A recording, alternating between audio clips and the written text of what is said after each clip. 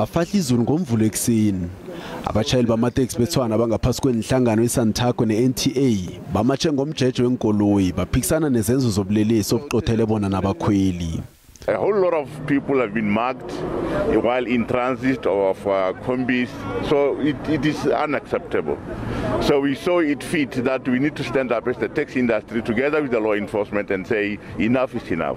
This march is all about informing the community that we are not part of the syndicate that's killing our people. We are here as people who provide service that is safe to the communities. So we have our noses on the ground to ensure that the culprits are brought to book. Iinhlangano zithi zibe nendima ekusizeni ngokuthi kuboshwe ezinye iinlelesi. We have set people on in motion. Our monitors, our monitoring teams are now active on the roads. You'll see them as we'll be going on the motorcade, just to check, that our commuters are safe. We'll be doing the stop and check so that our commuters are safe. Imachi yenkoloyi le irathe ehlangana nekaba edoroba yachinge eAKASIA lapho iinlelesi ezizenza abatshayeli bamaTexi bezikhahlumeza khona umphakathi emvekeni ezidluleko. Abakhweli nabo batshelwe bona yini ekufuze bakwenze nabahlangabezana nalobu bujamo. Bana abatshayeli bamaTexi ababhubhileko. Abakhweli abanengi basele bahlubayezekile ngalezi zenzo.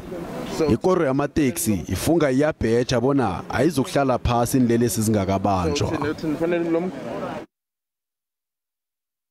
Nakusenjalo abahlali beATlhagwini eTlhingele yePitori bathi ubelelesi okuthubelelako elokuthineli bubakholile. Ilokitsheli libhoto belelesi abahlali bathi abongazimbi zimbona ngibo. Basola amapolisa nehlelo zomthetho ngokungabenzeli litho khulukhulu emacaleni ozokukhahlumeza ngokobulili. Udine uMakabedu usanda ukuhlatsha wabulawa mlingana wakhe mhlapha nje umsolwa wabotsha isikhatshana wachatshululwa. They took the statement and the newest number, but ever since that day, they never gave us feedback until the case proceeded to the court on the 29th. That is where we heard that there's no evidence and could not link the suspect to it as well. Ngelinye icala kunomntwana oneminyaka elithumi ubudala ekuthiwa wakata nguyise kodwa ikhotho yalicitha icala.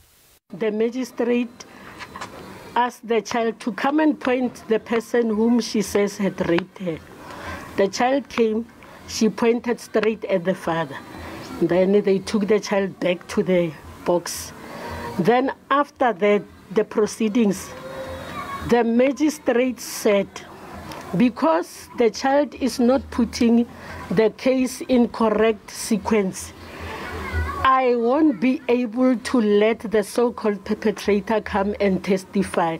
I'm just pleading, if there's anyone who's watching or hearing us, they should come and intervene and assist us in Atlhagwini, because we have a crisis. It's a ticking time bomb. What is going to happen? We tried too much on the first and we shut down the Atlhagwini police station.